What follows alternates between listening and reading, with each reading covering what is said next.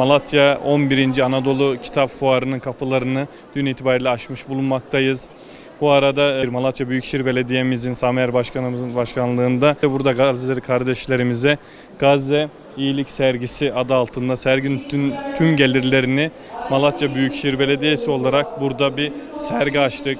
Güzel burada hat yazılarımız mevcuttur. Bu hususta tüm Malatyalı hemşehrilerimiz desteklerini bekleriz bu hususta Büyükşehir olarak. Bu Gazze alanına özellikle insanların bayağı bir rağbeti var. Malatya Büyükşehir Belediyesi tarafından tüm gelene Gazze'ye başlanacağından dolayı bayağı bir halkımızın teveccühü var. Bayağı bir destekleri var bu hususta. Tabii Gazze'deki kardeşlerimizin çok büyük ihtiyaçları var. Biz de buralardan desteklerimizi gönderelim istiyoruz.